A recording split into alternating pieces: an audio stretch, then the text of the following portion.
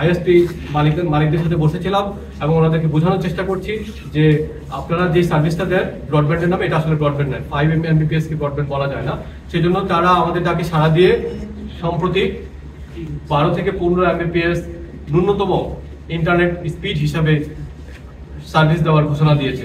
আমি আশা করি যে তারা এটা বাস্তবায়ন করবে এবং এটা বাস্তবায়ন করলে দেখা যাবে আমাদের অনেক মানুষ যারা বাইরে ম্যাক্রো নেটওয়ার্কে যারা ভালো সার্ভিস পান না, তারা ইনডোরে এসে ওয়াইফাইয়ের মাধ্যমে ভালো সেবা পাবে। একই সাথে আমরা মোবাইল কোম্পানিকেও অনুরোধ করছি নতুন লাইসেন্সে যে বর্তমানে বাংলাদেশের মাত্র 20% টাওয়ার ফাইবারাইজেশনের আওতায় আছে। আমরা চাচ্ছি আগামী 2 বছরের মধ্যে এটা 80% যাবে। যদি যায় সেজন্য আমরা মোবাইল কোম্পানিগুলোকে কিছু সুবিধা দিয়েছি। একটাকে বহুল প্রচলিত DWDM এবং অ্যাক্সেস টু ফাইবার, অর্থাৎ ডার্ক ফাইবার যাতে তারা ভাড়া দিতে পারে। এতদিন এই সুবিধাগুলোকে বিভিন্ন প্রভাবশালী গোষ্ঠীর কারণে তাদের প্রভাবে বন্ধ করে রাখা হয়েছিল। আমরা এই বিষয়গুলোকে উন্মুক্ত করেছি।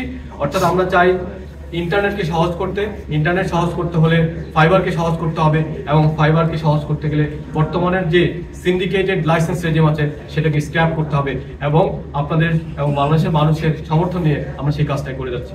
ওয়ালটন এখন দেশের সীমানা পেরিয়ে পৌঁছে গিয়েছে 50টিরও বেশি দেশে। ওয়ালটন, ঘরে ঘরে, বিশ্বজুড়ে। প্রত্যেককে একটা নির্দিষ্ট সময় 10 বা 15 বছরের মেয়াদে লাইসেন্স দেওয়া হয়েছে। সে তার লাইসেন্স চলাকালীন মেয়াদকালীন সময়ে তাদেরকে লাইসেন্স কেড়ে নেওয়া হবে না, তাদেরকে কোনো ধরনের কোনো প্রভাব করা হবে না। যেটা হবে সেটা হচ্ছে যে যেহেতু এই লাইসেন্সগুলো আন্তর্জাতিক স্তরে আন্তর্জাতিক স্বীকৃতি নেই, নতুন লাইসেন্স ব্যবস্থা আমরা এই লাইসেন্সগুলো কন্টিনিউ করবো না।